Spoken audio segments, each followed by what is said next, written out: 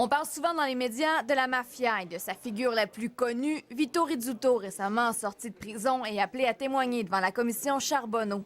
L'univers de la mafia capte l'imaginaire des Québécois et on passe maintenant de la réalité à la fiction. Le jeu Mafia est directement inspiré de l'actualité de la dernière année. Il a été créé par des Québécois.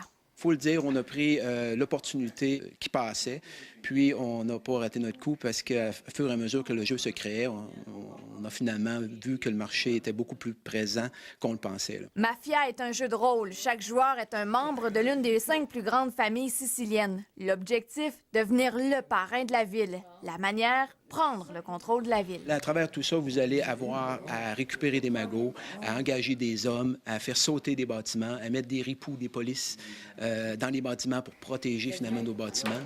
Et tout ça, finalement, dans une interactivité entre les personnages. Vert, 2 magots, rouge, 2 dynamites. C'est le fun d'un jeu de rôle comme ça. En fait, j'aime bien l'idée de prendre possession de la banque, du poste de police, toutes ces choses-là. Moi, j'ai un petit côté gangster bien dissimulé. Là, puis là, j'essaie de prendre le contrôle, mais... Est-ce que ça fonctionne? Ben, ça va par vague. Hein? Ben moi, je suis Yuri Gorislav, un des mafiosos. Puis c'est un jeu qui est très agréable à jouer. Dans ce magasin, le concept pique la curiosité. Au premier coup d'œil, il a de l'air très intéressant. Je trouve qu'il est bien présenté. Avec l'actualité qui arrive, là, c'est ça, c'est qu'on va pouvoir jouer des jeux de rôle sans se faire prendre. En plus d'être à la télé, la mafia pourrait donc bientôt se retrouver sous le sapin de Noël. André Martin, TVA Nouvelles, Québec.